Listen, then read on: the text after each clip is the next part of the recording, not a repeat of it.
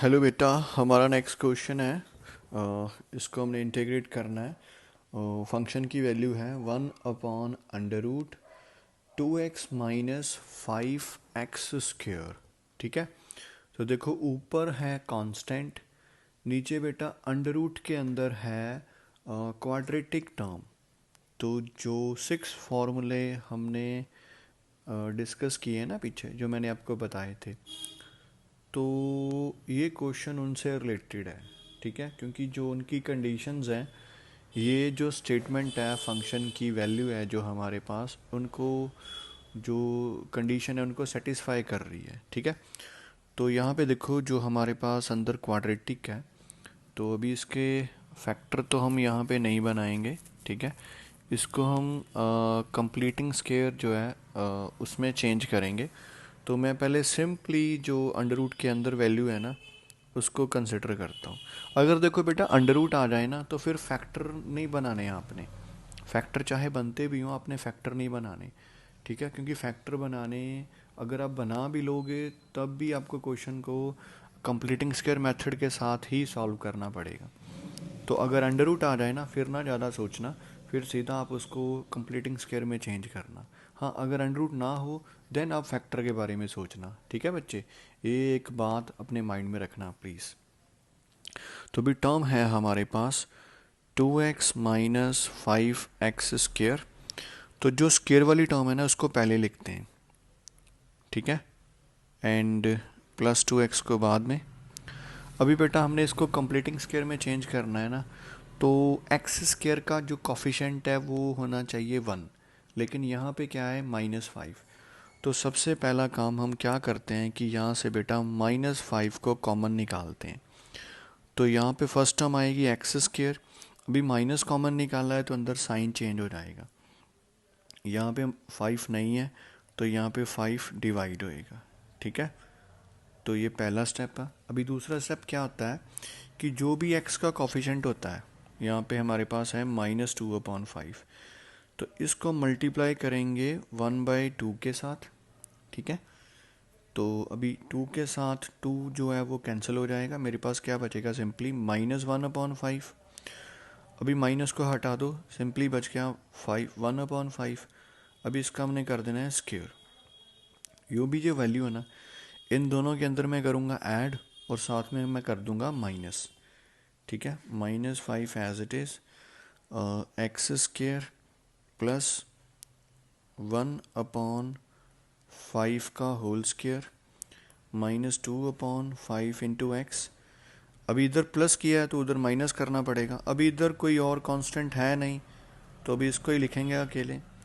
तो बेटा ये मेरा फॉर्मूला बन गया a² + b² -2ab। ठीक है।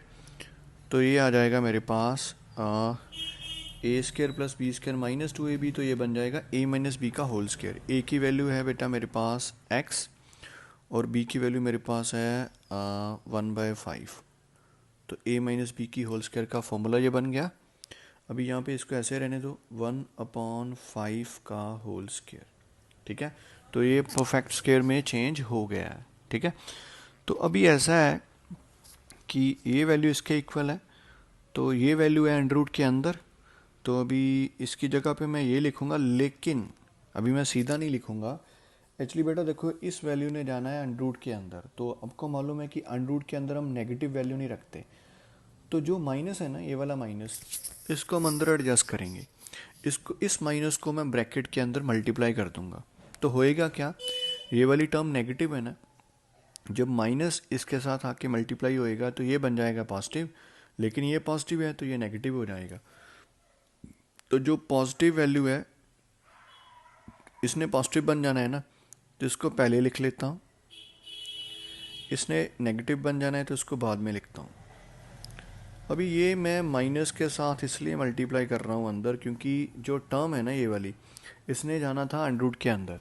तो अंडर रूट के अंदर हम नेगेटिव साइन नहीं शो करते हैं। ठीक है ना, क्योंकि आपको मालूम है कि अगर अंडर रूट के अंदर नेगेटिव हो तो बेटा आयोटा आ जाता है, इमेजिनरी नंबर। तो इंटीग्रेशन के अंदर हम इमेजिनरी नंबर्स को डील नहीं करते। ठीक है। तो इसलिए मैंने माइनस को एडजस्ट किया है। ठीक है। तो जब कभी भी आपको ऐसा सिचुएशन आए तो इस तरह से आप माइनस को प्लीज़ एडजस्ट करना।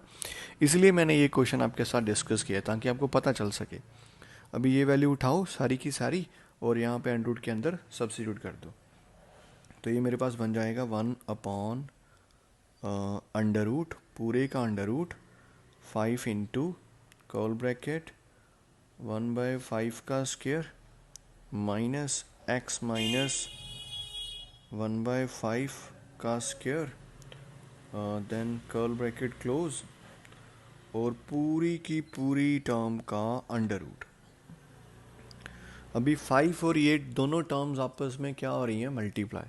तो बेटा 5 का अंडर रूट हम सेपरेट कर देंगे और इस टर्म का अंडर रूट हम सेपरेट कर देंगे। अभी जो अंडर रूट 5 टर्म है वो एक कांस्टेंट है और जो कांस्टेंट होता है उसकी जो प्लेस होती है वो इंटीग्रेशन से बाहर होती है।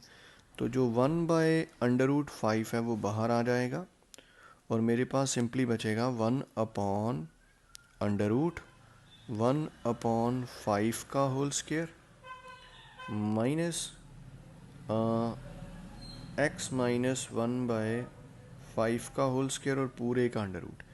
ठीक है, तो अभी बात आती है कि यहाँ पे हमारा कौन सा फॉर्मूला यूज़ होएगा। तो बेटा यहाँ पे हमारा फॉर्मूला आएगा, अभी मैं फॉर्मूला साइड पे लिखता हूँ। यहाँ पे ये वाला फॉर्मूला यूज़ होएगा जो मैं साइड पे लिखने जा रहा हूँ। फॉर्मूला आता है 1/√a² माइनस u²। तो इसकी बेटा इंटीग्रेशन किसके इक्वल होती है, साइन इनवर्स u/a इसके इक्वल होती है।